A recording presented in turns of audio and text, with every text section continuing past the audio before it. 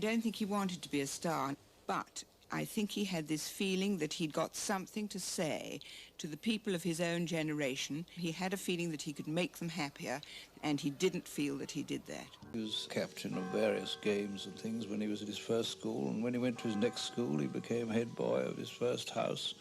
But it didn't really seem to mean very much to him.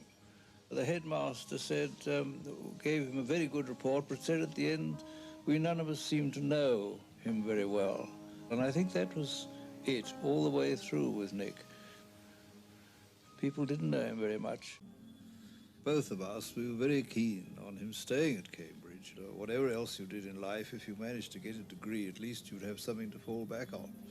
His reply to that was that a safety net was the one thing he did not want. So that rather cut the ground from under my feet. Yes. He used to look back on Cambridge days with a certain amount of nostalgia. Anyway, that's another story.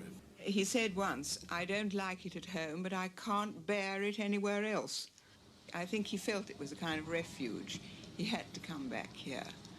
He tried many times to go away, often, and used to stay away sometimes for several nights. We never knew where he was. These are the times when we used to ring up his friends and wonder if they'd seen Nick, in case he was in trouble, you know. I mean, I think he had rejected the world. Nothing made him happy. He said to me once, I have failed in everything I have tried to do. I said, oh, Nick, how can you? And then I elaborated all the things that he had so patently done. It didn't make any difference. He felt this, that he had failed to get through to the people that he wanted to talk to. He went up to bed rather early. I remember him standing at that door, and I said, are you off to bed, Nick? I can just see him now. And apparently he'd been down during the night, been downstairs during the night, and had some cornflakes or something like that.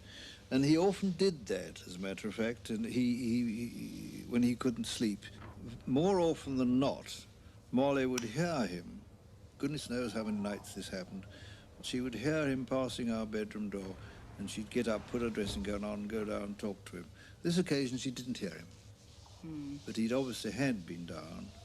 And then he went back and he took this extra strong dose of these pills that had been prescribed for him called tryptazole, which he thought were antidepressants. He told us he was supposed to be taking 3 a day or something.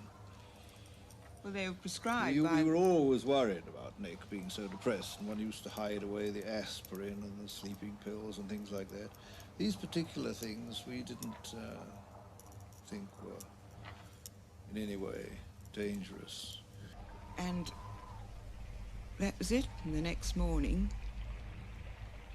he often didn't get up at all early. He sometimes had a very bad night. And I never used to disturb him at all, but it was about, as it says here, it was about 12 o'clock, and I went in, because really it seemed, that it was time he got up, and he was lying across the bed.